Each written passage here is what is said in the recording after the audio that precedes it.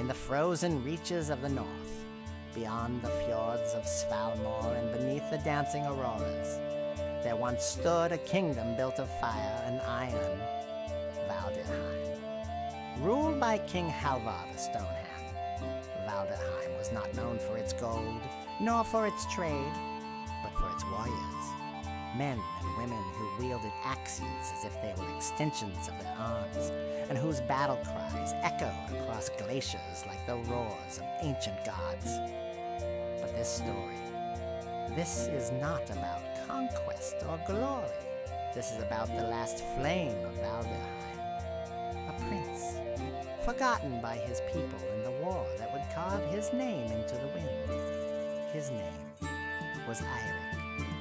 Eirik was born under a blood moon, the second son of Halvar, destined for the shadows while his elder brother Roderick basked in prophecy and praise. Where Roderick trained with blades and banners, Eirik found solace in stories, tales of the old gods, the tree of nine roots, and the whispers that rose from the sea on stormy nights. But peace never sleeps long in the north. In the fourth winter after his 13th naming day, black sails were spotted on the eastern shore. The Draugr, dead men reawakened by the cursed priest of Fjordheim, had returned, not as scattered whispers, but as a fleet of bone-covered ships cloaked in fog and hate. Fjordheim stood strong. For 3 nights. On the 4th, the outer wall fell. On the 5th, Roderick was slain by the dread captain Scar. On the 6th, the king vanished. And on the 7th, a boy with stories instead of swords became the last ember of a dying kingdom. Eirik fled into the world, a forest older than time, where no sun touches the ground and the trees speak in creaks and sighs. He carried no horn, only a broken horn and his brother's pendant. He was here, in silence and snow, where he met a whispering spirit. She had no name, only a cloak of raven feathers and eyes like hollow moons. You seek vengeance, child, she said, her voice like cracking ice. But vengeance is a blade with no handle that cuts all who wield it. Eirik, young but unshaken, replied, "Then I shall bleed with it until my people's names are sung once more." The seer smiled, and the trees around him bowed. The wormwood whispered. Each tree stood like a sentinel, gnarled and ancient, their trunks twisted by a time before the memory of man. Eirik walked for what felt like days. The snow did not stop, nor did the silence. No birds, no wolves. Only the creaking sigh of the forest, and the distant sound of something watching. The seer's words echoed in his mind. "To light the flame again, child, you must pass through ice. That never melts." He didn't know what it meant. Not yet. On the 3rd night, beneath the pale blue glow of the moons, he found the altar. It stood alone, carved from black stone and shaped like a dragon swallowing its tail. Runes covered its surface, glowing faintly, not with heat, but with memory. A voice rose, not from around him, but within. "Speak the name of what you fear most and cross the veil." Eirik trembled. He had no sword, no shield, only fear. So he spoke the truth. "Oblivion." The ground beneath the altar groaned. Cracks of light split the snow like shattered ice, and the veil opened. He fell, not down, but through time, through silence, through a darkness thick like oil. And then he stood, not in the wormwood, but in a hall of frost and shadow. Around him were giants, frozen in battle, their axes mid-swing, their faces locked in rage or sorrow. Eirik was not alone. Across the room stood a figure clad in armor made of ice. No eyes, no breath, just silence. The trial had begun. The warrior moved like wind. Eirik dodged barely. He had no weapon, only instinct. He dove, rolled and picked up a shard of fallen crystal from a broken pillar. The ice warrior charged again. This time, Eric didn't run. He met the blow.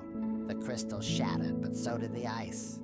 The warrior let out no cry, only a sound like cracking glaciers, before collapsing into mist. And then silence again, until a flame appeared in the air before him, small, flickering, blue. The seer's voice returned. This is not fire, Eric. This is memory. Guard it well. For when it dies, so too will the names of those you love. When he awoke, he was back in the wormwood, but he was no longer alone. In his palm glowed a faint blue spark, and around him the trees no longer whispered.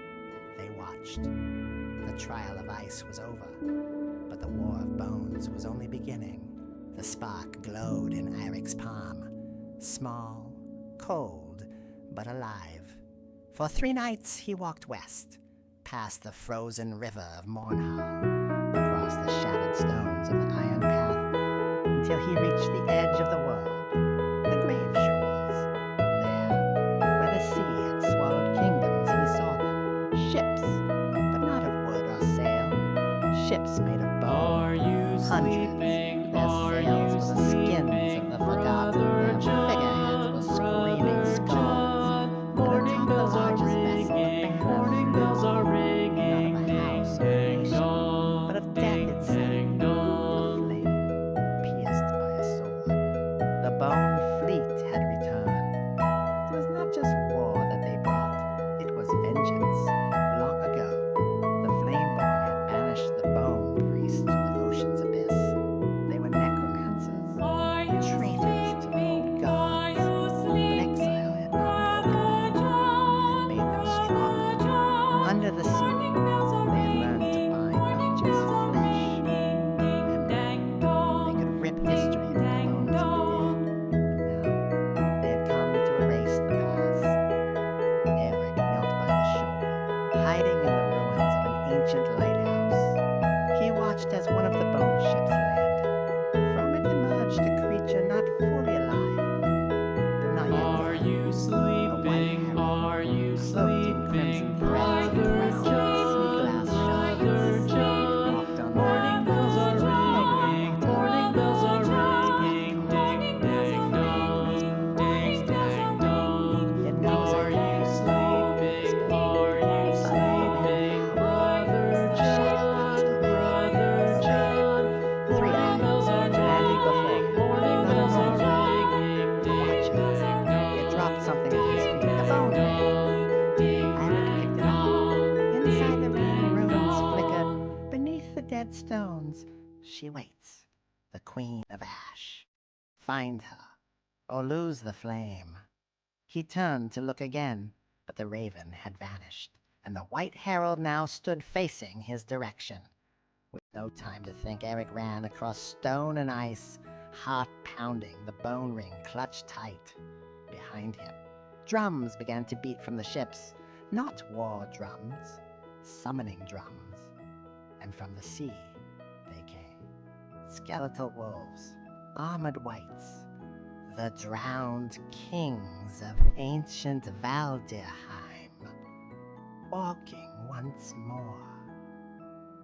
The war of bones had begun. The wind burned Eric's face as he ran. Behind him, the Bone Fleet's drums thundered like an approaching storm. But ahead, nothing but stone and silence. He had reached the Dead Stones, a desolate canyon where even the wind forgot to scream. No trees, no birds, just shattered monoliths, rising like broken teeth from the snow. In the center stood an altar, carved not of rock, but ash. Eric approached it slowly, the bone ring in his palm glowing faintly. He placed the ring on the altar. Suddenly the ground trembled.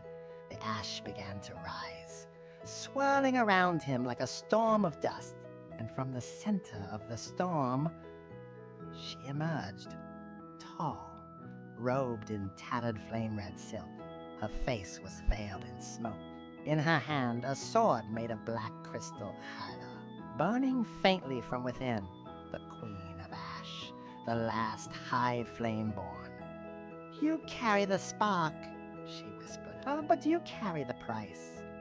Eric fell to one knee, the flame in his hand now blazing, uncontrollable. They've returned, he gasped. The Bone Fleet sails again. The White Herald walks. The world, it will burn. She stepped forward. No, she said calmly, it will freeze. The Bone Priests seek not fire, but memory. They will erase all things that were the first vision. The Queen placed her hand on Eric's forehead. His eyes rolled back, and he saw a battlefield. Mountains in the background, rivers of blood on snow. Thousands of warriors clashed, some with skin, some just bone. And above them all, a monstrous creature with antlers of ash and eyes of blue fire. The Bone King, she whispered. He was once one of us, one of the Flame Bone, until he burned the wrong temple. Return of the Last Order. Eric awoke with a gasp. The Queen stood above him, her eyes glowing faintly. You must find the Lost Orders, she said, the Pyre Lords of Emberhall, the Storm Blades of Azlaran, and the Veil Watchers of Drymere. Without them, no army can stand. Eric clenched his fists. And if they won't join me, she leaned close, then burn their banners and light your own. The Ash Rite. Before he could leave, she reached into the altar and pulled out a relic, a dragon-shaped mask, forged from volcanic glass and etched with runes. This belonged to your father, she said. He was the last flame-bound general. This will help you speak to fire. Then she turned to the sky. Tonight, the Bone Fleet lands in Fjordheim. You have 3 nights. After that, the rivers will run backwards. She raised her hand, and the canyon floor split in two, revealing an underground path lit by torches that had not burned in centuries. Eric stepped onto the path.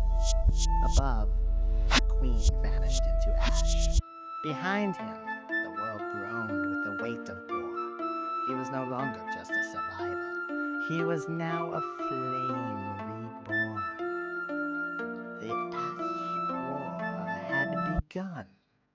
The wind burned Eric's face as he ran. Behind him, the Bone Fleet's drums thundered like an approaching storm. But ahead, nothing but stone and silence. He had reached the Dead Stones, a desolate canyon where even the wind forgot to scream. No trees, no birds, just shattered monoliths, rising like broken teeth from the snow. In the center stood an altar, carved not of rock, but ash. Eric approached it slowly, the bone ring in his palm glowing faintly. He placed the ring on the altar. Suddenly, the ground trembled. The ash began to rise, swirling around him like a storm of dust. And from the center of the storm, she emerged, tall, robed in tattered flame-red silk. Her face was veiled in smoke. In her hand, a sword made of black crystal hydra, burning faintly from within, the Queen of Ash, the last high flame-born. You carry the spark, she whispered. Oh, but you carry the price. Eric fell to one knee, the flame in his hand now blazing, uncontrollable. They've returned, he gasped. The Bone Fleet sails again. The White Herald walks. The world, it will burn. She stepped forward. No, she said calmly, it will freeze. The Bone Priests seek not fire, but memory. They will erase all things that were the first vision. The Queen placed her hand on Eric's forehead. His eyes rolled back, and he saw a battlefield, mountains in the background, rivers of blood on snow. Thousands of warriors clashed, some with skin, some just bone, and above them all, a monstrous creature with antlers of ash and eyes of blue fire. The Bone King, she whispered. He was once one of us, one of the Flameborn, until he burned the wrong temple. Return of the Last Order. Eirik awoke with a gasp. The queen stood above him, her eyes glowing faintly. You must find the Lost Orders, she said, the Pyre Lords of Emberhall, the Storm Blades of Asvaran, and the Vale Watchers of Drymere. Without them, no army can stand. Eirik clenched his fists. And if they won't join me? She leaned close. Then burn their banners and light your own. The Ashrite.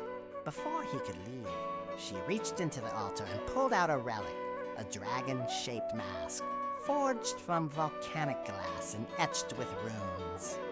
This belonged to your father, she said. He was the last flame-bound general.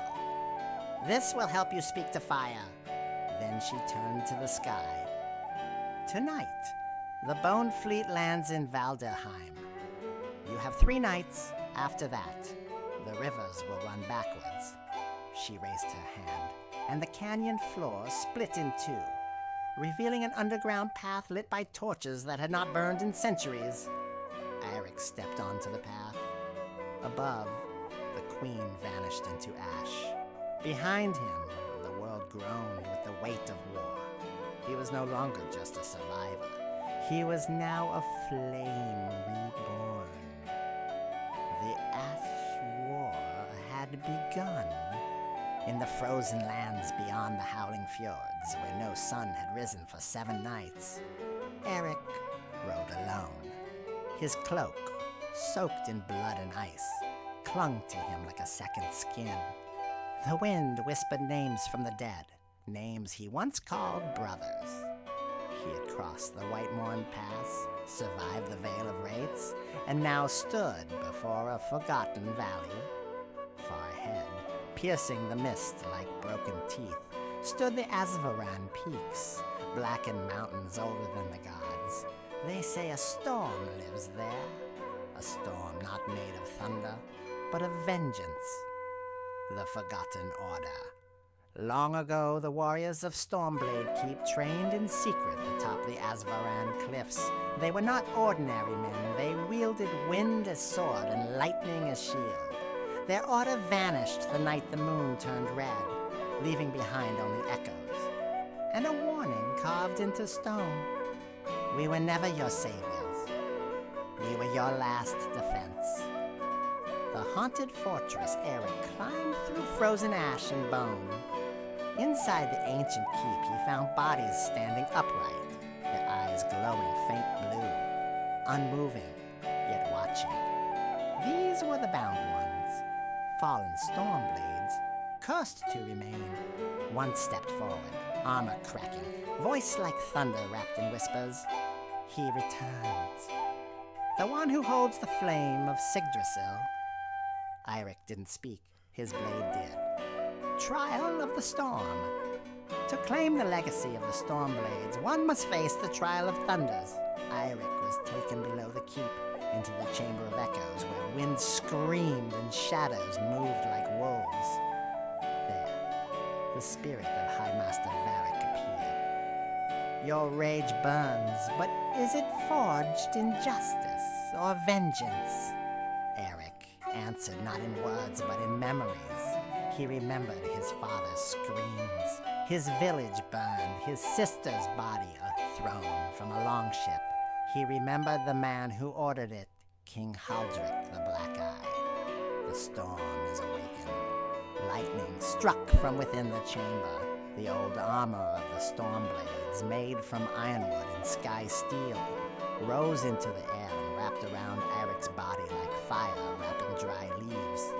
His sword hummed, his breath calmed. He was no longer just a Northman, he was a Stormblade. I carry the storm. I am the thunder that follows Silence March to the Black Coast. With a war cry that shook the valley, Eirik descended from Asvaran. Behind him, the dead Stormblades walked once more, vengeful, bound by oaths older than time. The sky grew darker, yet stars lit only his path. His target, the Black Coast. His mission, to kill the king who started it all. But ahead, in the shadow of the sea of daggers, a dark army waited, led by the king's son, Prince Malric, a beast in man's skin, and a master of blood magic. The ride through night. The ground trembled under the boots of the Stormblades. Eric rode at the front, his armor shining with runes that pulsed with lightning.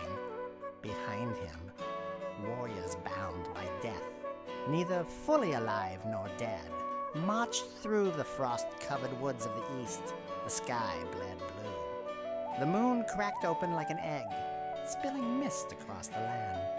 He was coming to the Black Coast Fortress, to end a bloodline, to rewrite fate. The Fortress of Echoes. King Haldric stood atop the fortress, wrapped in obsidian armor forged in the heart of a dying volcano. His son, Prince Malric, stood beside him, tattoos glowing red from forbidden blood magic. They watched this army approach. So, the boy returns, Haldric muttered. He is no longer a boy, Malric replied. He is the storm. The battle begins. It was not a war, it was a reckoning. Arrows darkened the sky, magic crackled, screams were drowned by thunder. Eric leapt from his horse, blade blazing like the northern lights. Every swing carried wind, every scream fed his rage. The storm blades followed like shadows. The fortress bled from its cracks. Prince Malric descended like a serpent, wielding magic that tore the sky. You are just a man, he snarled. No, Eric growled. I am the vengeance of every name you burned. They clashed, the duel of blood and thunder. Eric and Malric's battle shook the earth. Fire met lightning, steel met bone. They fought atop the throne bridge, a narrow path hanging above a pit of ghosts. Malric summoned the spirits of fallen kings. But Eric had the storm on his side. With a roar, he shattered Malric's magic. With a final scream, he drove his blade through the prince's heart. The bloodline ended, but the sky wept. The final confrontation. Eric limped toward the throne room. There sat Haldric, the king who stole his sister, burned his village, and cast him into hell. You want my crown? Haldric laughed. Take it. Eric looked around. So much blood. So much fire. I don't want your crown, he said. I want your silence. And with one swing, the storm ended. After the thunder, the sun rose over the Black Coast for the first time in 40 years. The storm was over. Eric walked away from the fortress, armor broken, blade cracked, but heart at peace. Behind him, the fortress collapsed into the sea. He would not return to kingship. He would become a myth, a name whispered by firelight. Epilogue. The songs they sing now in villages across the fjords. Old skalds sing of Eirik Stormblade, the man who rode with ghosts, the man who ended the bloodline of tyrants, the man who carried a storm inside his soul. They say, when the sky rumbles, it is not thunder, it is Eirik, reminding the gods that man too can become legend.